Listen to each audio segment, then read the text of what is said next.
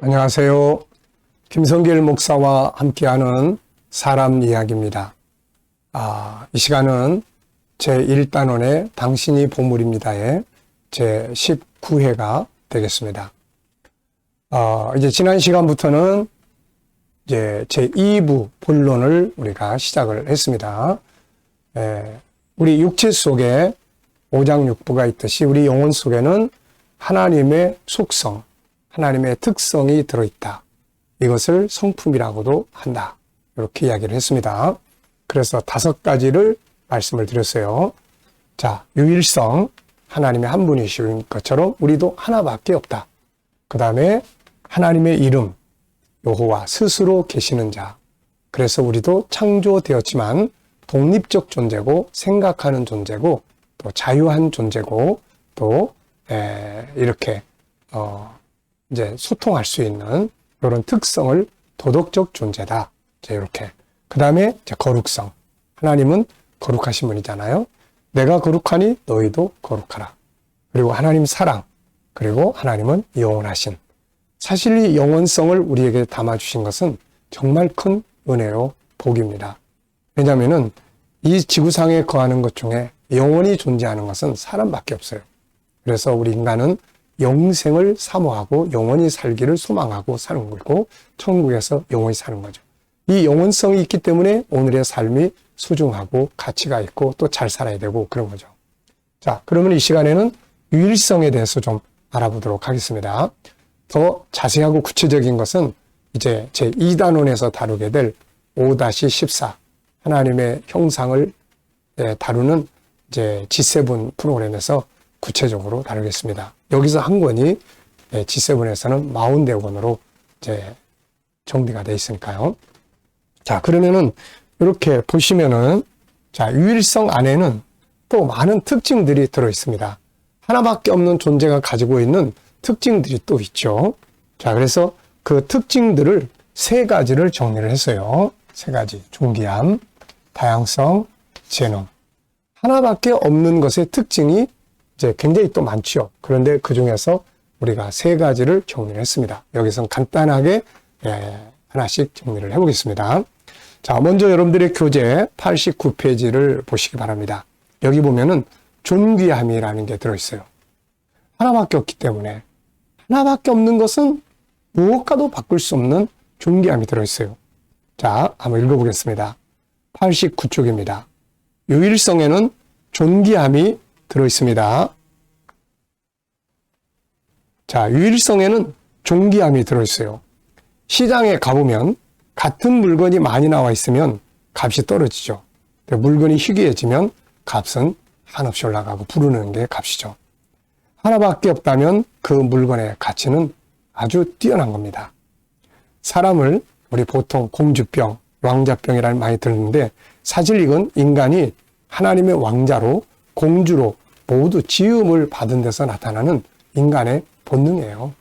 누구든지 다 공주처럼 왕자처럼 존귀하게 인정받고 싶어하는 마음이 다 있잖아요.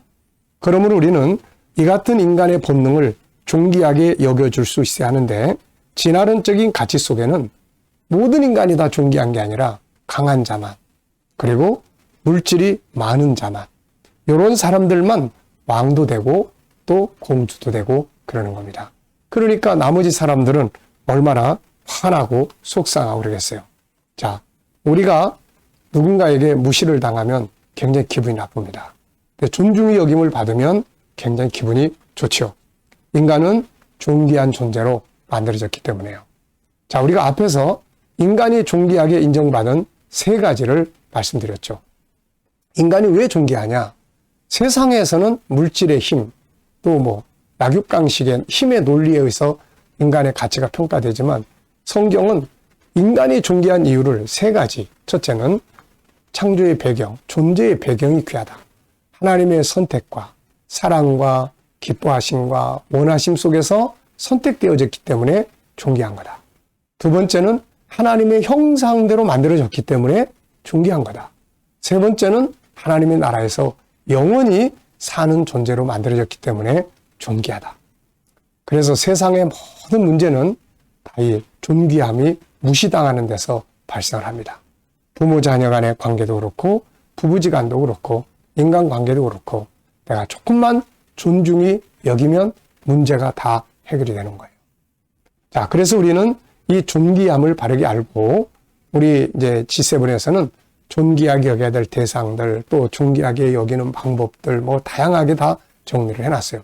여기서는 큰 틀에서만 말씀을 드리도록 하겠습니다. 자, 그래서 우리가 해야 될 일이 뭡니까? 먼저 첫째는 자기의 존귀함을 스스로 인정할 줄 알아야 돼요. 스스로. 이거를 자존감이라고 합니다.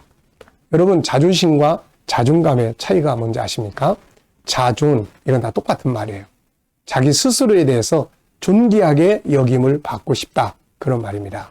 그런데 이 자존심은 다른 사람으로부터 존귀하게 인정받고 싶어 하는 마음.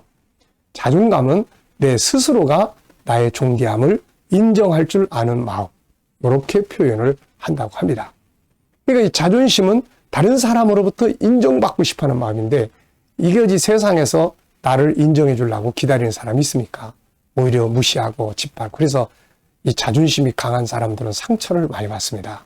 왜냐하면 다른 사람부터 존귀 여김을 받고 싶은데 그게 안 되니까 상처 많이 받는 거예요. 자존감은 상처를 덜 받습니다. 네, 그래서 이 자존감을 높이고 키우는 게 아주 중요하고요. 내가 얼마나 존귀한 존재인지 성경을 통해서 잘 알고 그 다음부터 내 스스로가 인정을 하는 게 중요한 거죠. 자, 그 다음에는 이제 다른 사람의 존귀함을 또 인정할 수 있어야 돼요. 나만 존귀한 게 아니에요. 상대방도 다 존귀한 자들입니다. 그래서 이 존귀함을 상대방의 존귀함도 인정해 줄 줄 알아야 돼요. 말 한마디 할 때 존중히 여기고 상대방의 생각을 인정해 주고 이런 것들이 바로 우리가 존중히 여기는 방법들이죠. 자, 그리고 이제 세 번째는 이제 이 존귀하게 살아야 합니다. 존귀하게 살아야 돼요. 그래서 일단은 인식을 바꿔야 됩니다. 우선 의식을 바꿔야 돼요. 어떻게 바꿔야 됩니까? 세상적 가치관으로 보던 나를, 형편없이 느끼던 나를 하나님의 말씀에 속에서 나를 보고 나는 존귀한 자야. 그래서 날마다 이걸 외쳐야 됩니다. 나는 존귀한 자라. 나는 하나님을 닮은 존귀한 자라. 세상이 뭐라 그래도 나는 존귀한 자다. 이거를 스스로 인식해야 돼요. 스스로. 딴 사람이 날 무시해도 무슨 소리야. 나는 존귀한 자야. 저 사람이 날 몰라서 그래. 이래야 되는데 딴 사람이 조금 무시하면 그냥 맞아. 아유 그래 나 같은 건 뭐 삶은 뭐해. 막 이렇게 돼버리면 스스로 자기의 존귀함을 무시해버리는 거예요. 그래서 스스로 이 자기가 존귀하다는 것을 이제 인정하고 인식을 바꿔야 됩니다. 이제부터. 두 번째는 언어를 이제 바꿔야 돼요. 언어. 교재 92페이지인데요. 언어를 이제 바꿔야 돼요. 그래서 존귀한 말을 사용할 수 있도록 해야 됩니다. 말을 잘 사용해야 돼요. 상대방이 나쁜 말을 써도 나 자신은 존귀한 말을 사용할 수 있어야 돼요. 그 다음에는 적극적으로 이제 행동을 하는 겁니다. 존귀한 자처럼 사는 거예요. 네. 상대방에게도 나 자신에게도 존귀한 자처럼 살면 이것이 바로 우리의 행복이 되게 되는 거죠. 자, 여러분 한번 따라해 보세요. 나는 존귀한 자다. 당신은 존귀한 분입니다. 그래서 말 한마디도 존귀하게 사용하고 그 다음에 행동도 존귀하게 하고 특히 남이 나를 인정해주는 자존심보다는 내가 스스로 나의 존귀함을 인정하고 그걸 활용할 수 있는 자존감이 높아져야 합니다. 그래서 우리 G7에서는 자기의 자존감을 높이는 15가지 방법을 쭉 설명을 합니다. 이것이 이제 우리 GTS 묵상에서도 금요일 날 첫 번째 주간의 금요일 날에는 자기 존중법 15가지 항상 올려놓으니까 참고하시고요. 그래서 자기를 항상 스스로 존중하고 높일 줄 알아야 됩니다. 그래야지 딴 사람이 나를 존중히 여기주기를 바라다가는 상처만 많이 받으니까요. 우리가 자기 자존감을 높일 수 있도록 해야 됩니다. 자, 저와 여러분은 다 하나밖에 없어요. 그래서 다 존귀한 자예요. 예수님은 천하보다 천하 만물보다 우리 한 사람의 생명이 더 귀하다. 이렇게 말씀하신 겁니다. 자, 오늘부터는 존귀한 자로 인생을 만들어 가보시기 바랍니다. 바깥 세상이 뭐라 그러든 내 형편이 어떻든 간에 난 상관없이 나는 존귀하다. 왜? 하나밖에 없기 때문에. 존귀한 자로 승리하시기 바랍니다.